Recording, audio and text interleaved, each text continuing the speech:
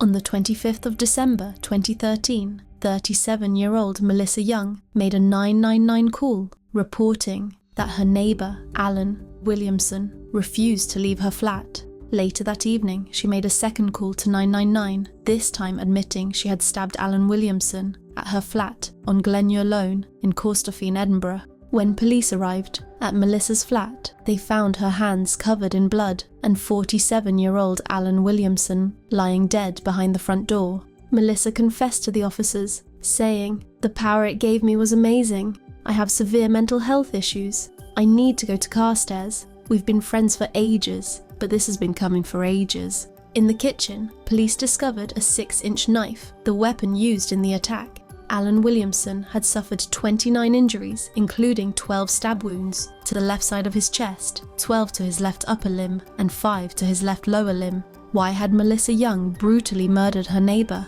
Had he really been troubling her and refusing to leave her flat? Or did Melissa Young have her own twisted motive?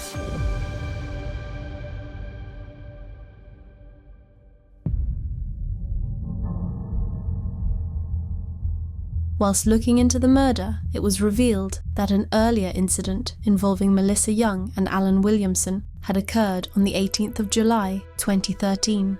In that case, Melissa pled not guilty to charges of abducting and assaulting Alan Williamson. She denied accusations that she had falsely claimed he stole her house keys, confined him against his will, and threatened him with a knife. Allegedly, these actions had placed Alan in such fear for his safety that he leapt from her first-floor balcony to the garden below in order to escape. Following the fatal stabbing on Christmas Day, Melissa Young was examined by Dr. Michael Caine. She told him she had been possessed at the time of the attack, claiming to hear voices and see a bright light before she flipped and attacked Alan Williamson. Melissa told Dr. Caine, "I was possessed. It was big possession." She also stated that she was disgusted with her neighbours, telling him, "I want to kill the whole lot of them," before abruptly covering her mouth and asking if she had said too much. Melissa further claimed that the Archangel St. Michael had taken over her body as an instrument of God to punish Alan, whom she referred to as an unclean demon.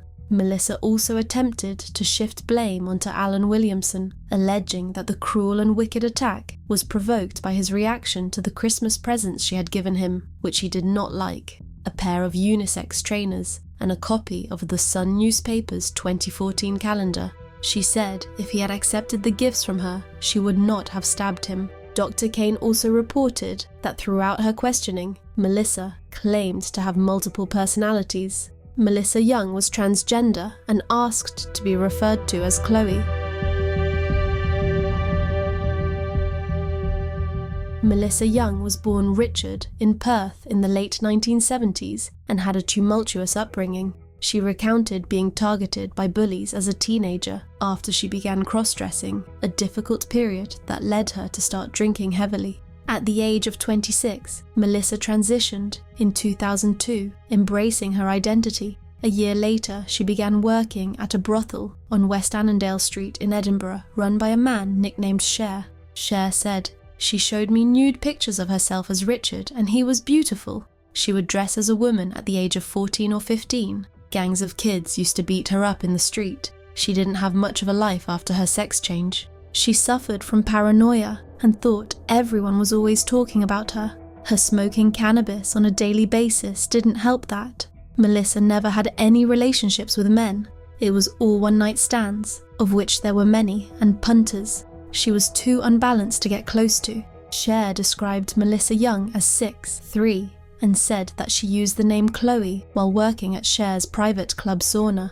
She was initially popular with the clients, but Melissa quickly became a volatile source of tension within the workplace. Cher said the other women were frightened of her. She would start these fights because she had an inferiority complex. Cher also revealed that Melissa had a pattern of stealing, not just from clients, but from her co-workers as well. Her struggles with addiction were evident during her time at the sauna, as she frequently drank heavily and even stashed bottles of vodka in the toilet cistern to conceal her habit. Cher recalled an unsettling moment when he visited Melissa's home. While playing with a carving knife, she reportedly told him, "I could kill them all." Cher said, At the time I thought it was scary, but I was used to her saying strange things and trying to get attention, but I wasn't surprised when she carried out this murder. I could picture her stabbing this man 29 times with a knife in a frenzy. After 9 turbulent months at the sauna, Melissa and Cher had a fight and he fired her.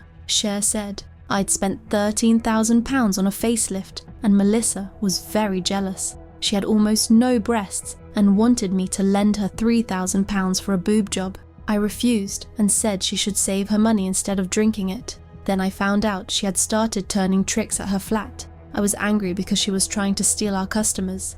After everything that had happened, I sacked her." After being fired from the sauna, Melissa was sentenced to 18 months in prison for shoplifting.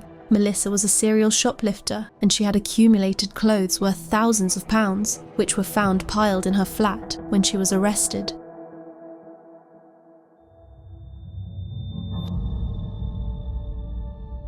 Before the trial began, Melissa admitted to killing Alan Williamson, but claimed it was due to abnormality of mind. She formally offered to plead guilty to culpable homicide by reason of abnormality of mind. Melissa asserted that she had seen a bright light and heard voices in her head before she flipped and stabbed Alan 29 times, claiming the archangel Saint Michael had taken over her body and used her as an instrument of God to punish the unclean demon. Notably, she had a tattoo of the Virgin Mary on one arm and the devil Lucifer on the other.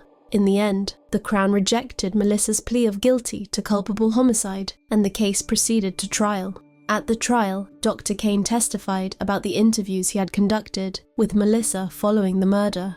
Dr. Kane also informed the court that Melissa Young was prone to violent and dangerous outbursts. Dr. Kane explained that she was on 14 different prescription drugs, inhaled solvents daily, drank excessively, and had smoked heroin on the morning before the murder. Finally, in August 2014, Melissa Young was sentenced to life imprisonment after being found guilty of murdering Alan Williamson. She must serve at least 20 years before she can apply for parole, with her sentence backdated to the 27th of December 2013, when she was remanded in custody. Passing sentence, Judge Lord Boyd told Melissa Young that she had been convicted of a cruel and wicked attack. He said, "Having murdered him, you set about trying to persuade health professionals that you are suffering from diminished responsibility. While it's true that you have a severe personality disorder, it's clear it played no part in what happened that night. You showed no remorse. In fact, you told this court that you were indifferent to his death."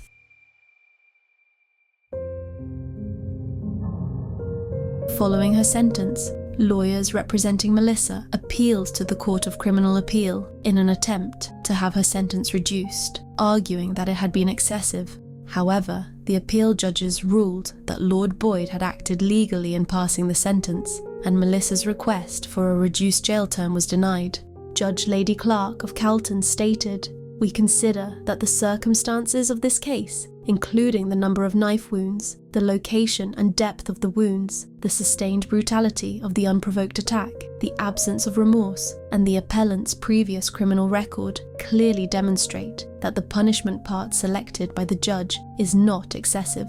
The punishment part is necessary to satisfy the requirements for retribution and deterrence. For these reasons, we refuse the appeal." In June 2014, while in Cornton Vale Prison, Scotland's only all-female jail, Melissa Young was convicted of assault and sentenced to an additional 6 months in prison. During a row over cigarettes, Melissa lunged at prison officer Louise Henson, grabbing her by the hair and biting her, causing the officer to fall to the floor. Melissa then pinned the officer down, kicking and struggling with her before administering the bite. Melissa Young also made headlines in February 2023 when she was featured in a Times article discussing Scottish prison authorities' handling of transgender inmates. The article highlighted criticism of the decision to place transgender inmates in the female estate, noting that 4 out of 5 transgender prisoners were murderers. The article stated that the presence of male-born killers in women's jails, including Cornton Vale,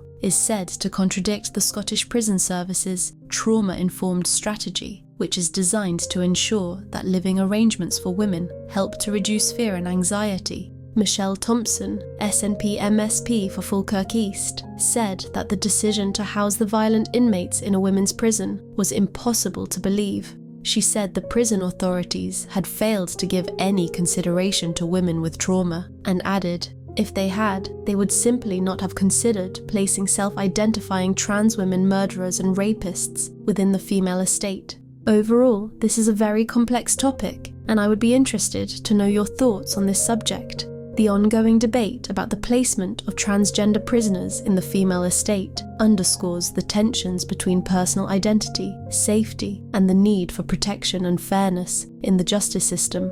Either way, one thing is clear, is that Melissa's brutal murder of Alan Williamson and her subsequent actions demonstrate a lack of remorse and a dangerous pattern of violence.